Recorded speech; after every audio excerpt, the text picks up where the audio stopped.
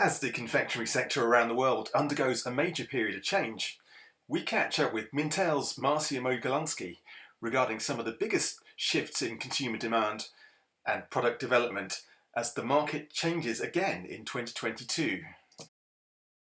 Looking at the subject of the pandemic, how would you say it's most impacted on the confectionery sector as a whole, would you say? Well, the big thing that's happened is it's killed spontaneity.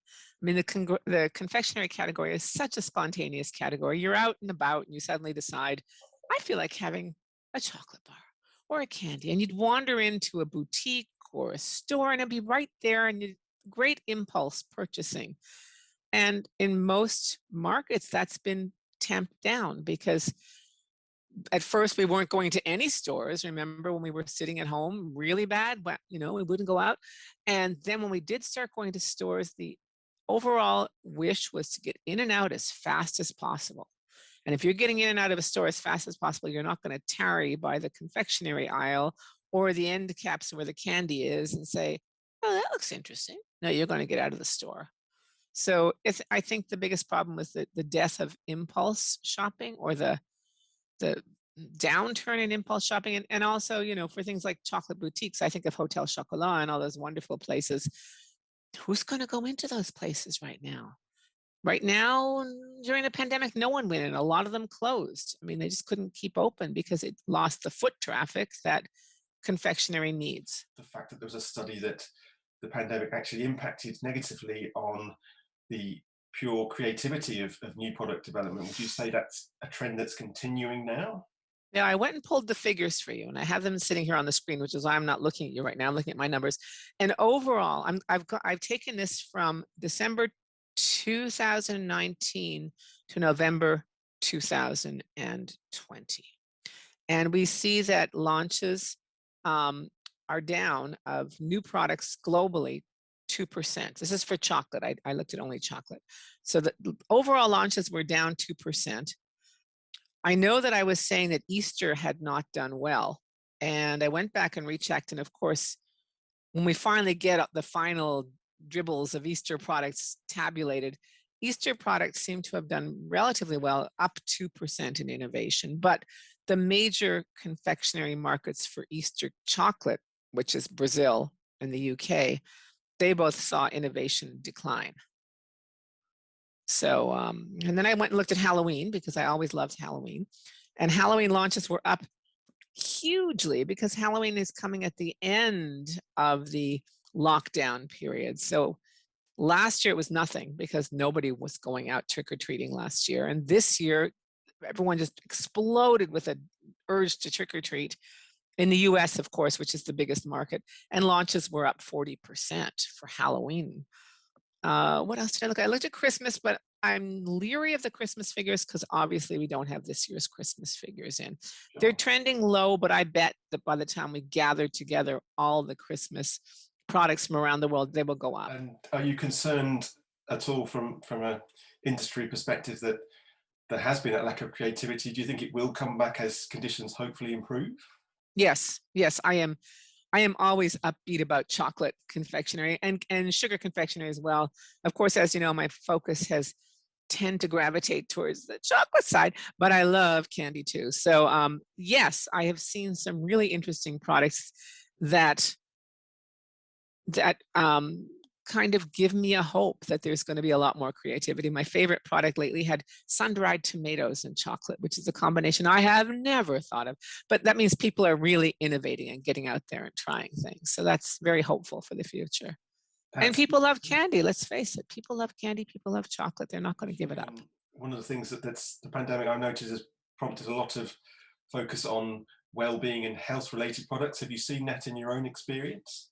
Okay, this is my time to say, let's get real here, folks. Well-being is important. Don't get me wrong. But the attitude I have seen from consumers in the US, in the UK, in Europe is not in my backyard. You know that expression? Put whatever you're going to put, but don't put it in my backyard. Well, take the sugar out of everything else, but don't touch my candy. And a lot of consumers say, I would rather eat less regular candy, like less full sugar candy, than eat reduced sugar candy. There was just a general, it's coming and going. We asked a question. I had this series of questions we asked that made me laugh. Do you think low sugar chocolate is important? Yes. Have you ever tried low sugar chocolate? No. Okay. Then of the people who had tried low sugar chocolate, I mean, there was a smaller percent, like 40% of the people we asked had already tried low sugar chocolate. Do you like it? No. It was complete ambivalence. It was either no or not so sure. The yes, I love low sugar chocolate remains low. And we do see that people would rather buy a really intense, have a really intense full experience in a small bite than a whole chocolate bar of sugar reduced. So that's the fight we have. Is it's the same in candy. There's just not a huge push to cut back on sugar. They'd rather cut back on quantity, how much they eat.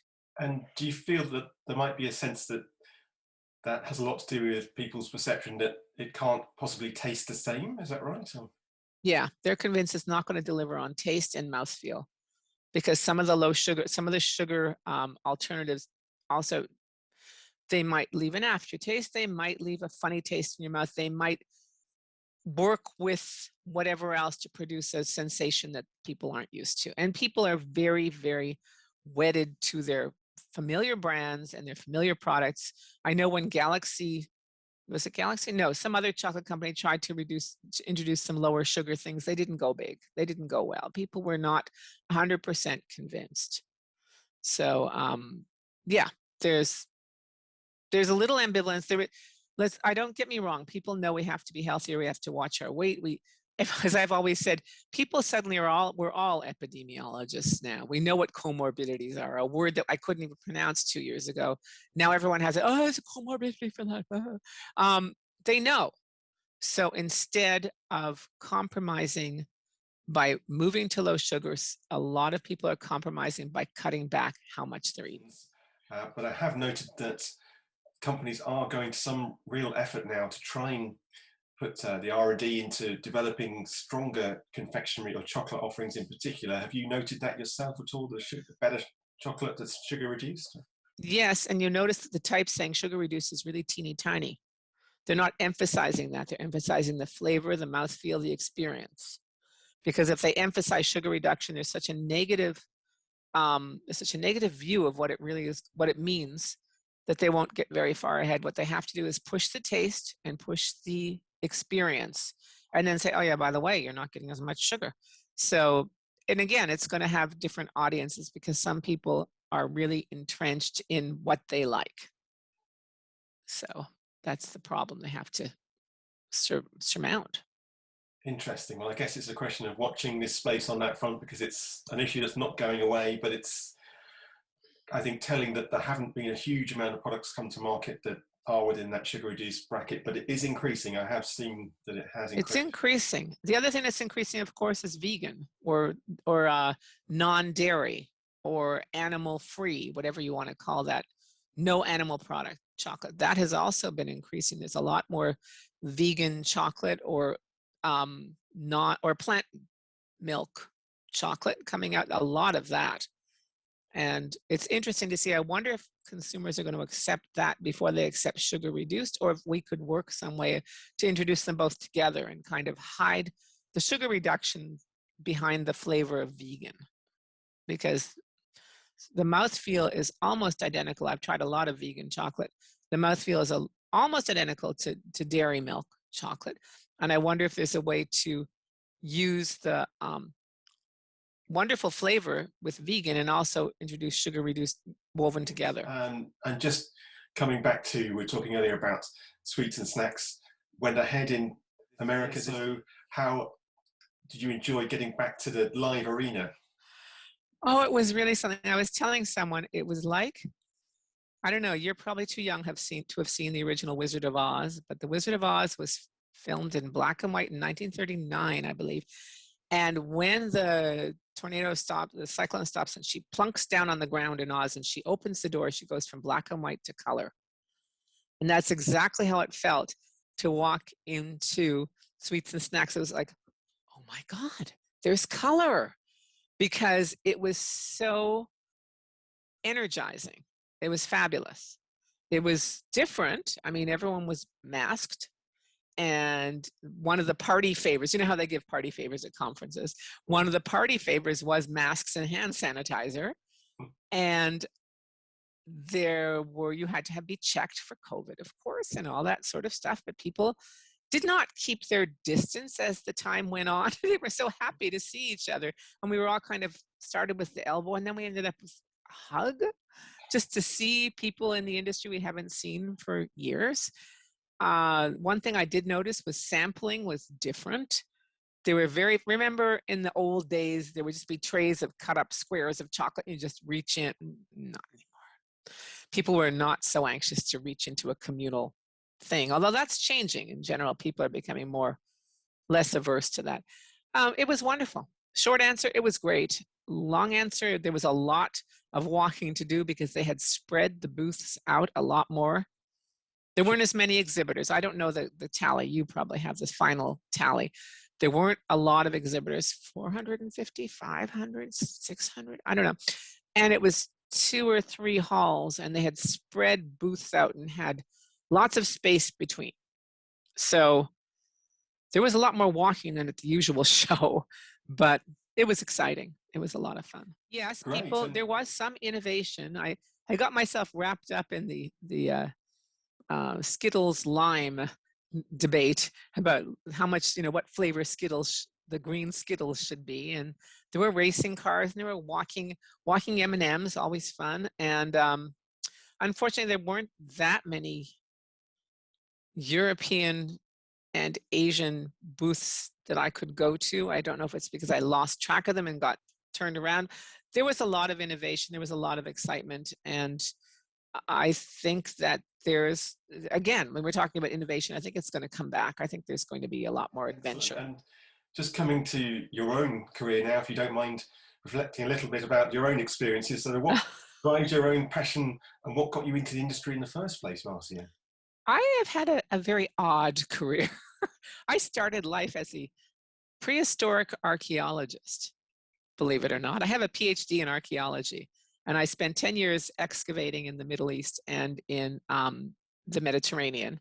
It was a great career. I loved this career. It was fabulous. But then I wanted to have children.